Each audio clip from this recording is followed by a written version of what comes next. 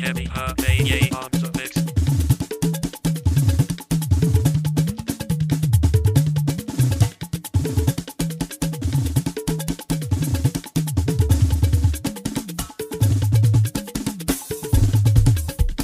Ó já sọpẹ́ ó tún padà já sọpẹ́ mo sùn mọ́lá olúwa tó ọlọ́jọ́ ìbí lọ́lọ́jọ́ ayẹyẹ ọ̀rọ̀ rẹ̀ já sọpẹ́ because it's your birthday.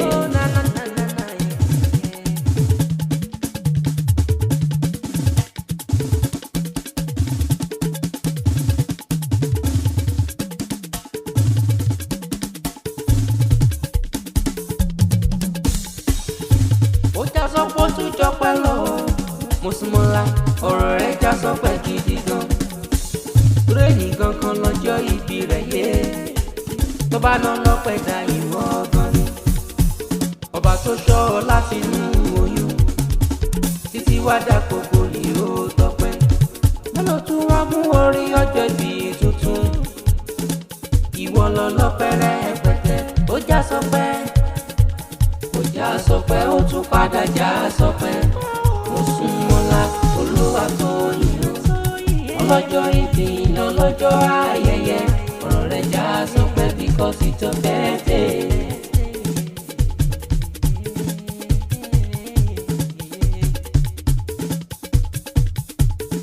èèyàn pàtàkì ló ké gbégbé mi ó.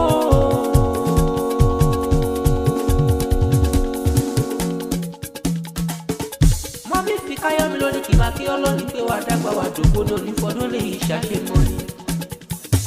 ó ní mo súnmọ́ ńlá o olúwa tó yan ọmọ lọ́jọ́ bí ó ní òǹdé tó gbọ̀ngàn àjọyọ̀ tàbí ọ́ ó ní kó túbọ̀ dàgbà kó dògbò ó má ti bá wọn fún nírè ìwé dandan ni.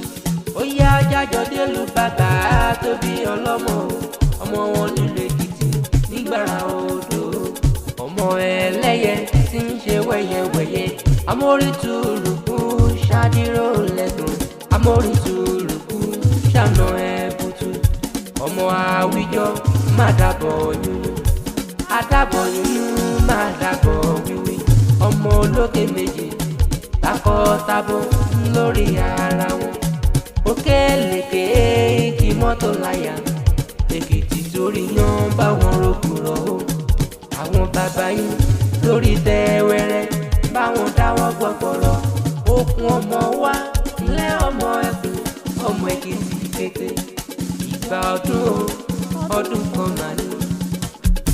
ó já sọpẹ́ ó tún padà já sọpẹ́ mo sùn mọ́lá olúwa tó yìn ọlọ́jọ́ ìbí lọ́lọ́jọ́ ayẹyẹ ọ̀rọ̀ rẹ̀ já sọpẹ́ because it's your birthday. Heavy baby arms of mix.